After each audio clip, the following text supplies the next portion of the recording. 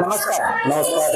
मी आपल्या गावामध्ये आलोय, पण तुमच्याकडे नवरात्र उत्सव साजरा केला जातो. हो, पण तुम्ही किती वर्ष झाला या नवरात्र उत्सव साजरा केला जातो? आपली स्थापना आहे 2000ची. 25 वर्ष पूर्ण झाली या वर्षी. अच्छा. आपण रोपे महोत्सव साजरे करतो. अच्छा, या वर्षी तुम्ही रोपे उत्सव साजरा करताय. हो. पण तुम्ही सुरुवात कशा पद्धतीने साजरी केली? तुम्हाला सांगतो ना, हा 2000 मध्ये आपण स्थापना केली मंडळाची. हा तरी मंडळाचे कार्यकर्ते एकदम आपला ग्रामीण भाग आहे, खूप कष्टातनं नाही का, हा अशा प्रकारे थोडंसं नाही का मुलांचं सहकार्य आणि काम करून हा काही जण रोजगार करतात, कामाला आहेत, काही जण कॉलेज करतात, काही जण गावात असतात. अच्छा. तर सगळ्यांचं योगदान एकत्र करून आपण हे मंडळ स्थापन केलं. प्रत्येकाचं या मंडळाला योगदान आहे, बऱ्यापैकी सहकार्य आहे, सर्वजण वेळ देतात आणि आज आपण कमीत कमी 25 वर्ष आज देवी सेवा करतोय आणि सर्वजण आपल्याला वेळात वेळ काढून हा कार्यक्रम आपण पार पाडतोय आणि बऱ्यापैकी नियोजन आम्ही करतोय. तरी यंदा आम्ही नवरात्रोत्सव म्हणजे खालचाळी कलूर मी मंडळाचा अध्यक्ष आहे, या नात्याने बोलू इच्छितो.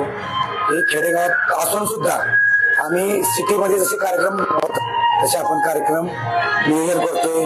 आम्हाला बाहेरून बऱ्यापैकी सर्वांचं सहकार्य आहे, लोकांचा रिस्पॉन्स आहे आणि स्त्री शक्तीचा जागर.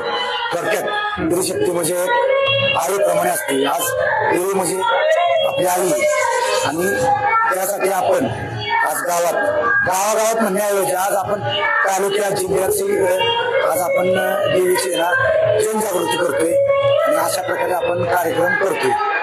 बरोबर आहे, तुम्ही जे बोललात बरोबर आहे. मी पण तुमच्या गावामध्ये आलोय. बरोबर आल्या तुमच्या गावामध्ये थोडस उत्साहाचं वातावरण निर्माण झालं.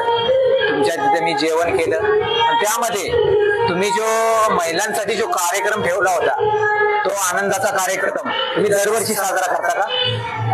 दरवर्षी करतो आम्ही, पण या वर्षी आमचं कसं रोपे महोत्सव वर्ष आहे. याच्या अंतर्गत आम्ही गावात काहीतरी नवीन त्या दृष्टिकोनातून आम्ही हे कार्यक्रम नवीन करतो. अच्छा, म्हणजे नवीन काहीतरी व्हावं, महिला उत्स्फूर्तपणे याव्यात, बरोबर तुम्ही लकी ड्रॉ प्रमाणे हा कार्यक्रम केलेला आहे. आम्ही छान तुमचं नियोजन आहे आणि आता चाललेला कार्यक्रम पण छान चाललेला आहे.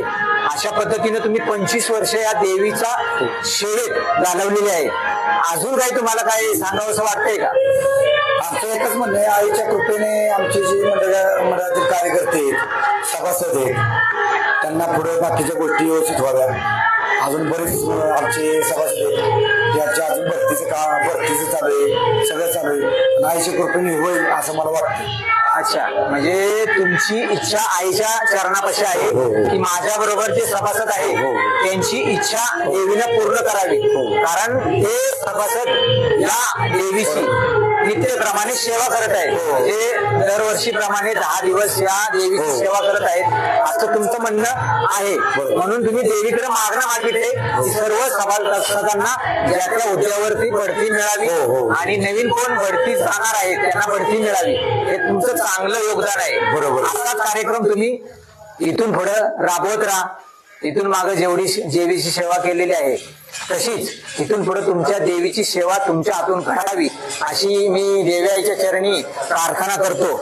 आणि तुम्ही मला बोलण्यासाठी संधी दिली त्याबद्दल मी धन्यवाद मानतो. धन्यवाद.